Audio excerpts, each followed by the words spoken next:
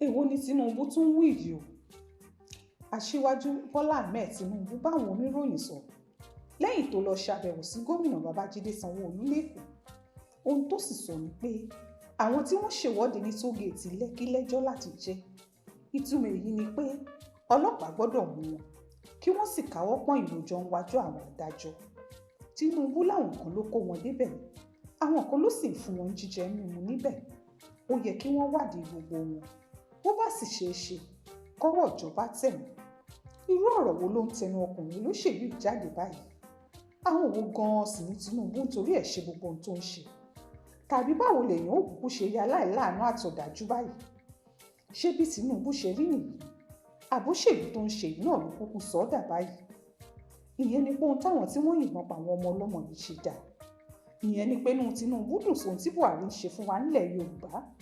Ìyẹn ni pé tó bá jẹ́ Tinubu náà ló wà nílé ìjọba, ohun tí ó ṣe fún Yorùbá rèé.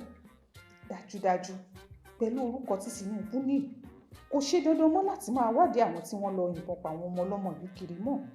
Tinubu pàápàá lè sọ sí bí ò bá mọ àwọn tí wọ́n yìnbọn yìí, ó yẹ kó mọ àwọn tí wọ́n rán wọn nígbà tóun náà ti wà nínú àwọn tí ò fẹ́ràn báwọn ọmọ náà ṣe ní tóògèètì yìí. Bó bá jẹ́bi tíjọba olóòótọ́ wà ní, èyí tí Tinubu fi ń wádìí àwọn tí wọ́n rán àwọn ọmọ yìí lọ síbẹ̀, níṣe níjọba àbámọ̀ òun fúnra ẹ̀ tí wọn ò bá ní kó wá ṣàlàyé ohun tó mọ̀ nípa àwọn tí wọ́n yìnbọn pa àwọn èèyàn ní Lẹ́kì. Òótọ́ ti fojú hàn báyìí. Inú Tinubu ò dùn sáwọn ọmọ tó ń ṣèwọ́de. Ó sì yẹ kó ṣàlàyé fún gbogbo ayé bí wọ́n ṣe ṣètò ìbọn láti fi lé wọn lọ. Nínú gbogbo wọn, kò sẹ́nìkan tó béèrè pé kí làwọn ọmọ náà wà níbi tí wọ́n wà tàbí pé kí ni wọ́n ń ṣe. Àfi Tinubu wà nìkan o, ẹni tó ń pèrè ẹ̀ láṣíwájú. Kì í ṣàwọn ọmọ yìí ni ọlọ́pàá ò mú. Tinubu ló yẹ kí wọ́n mú.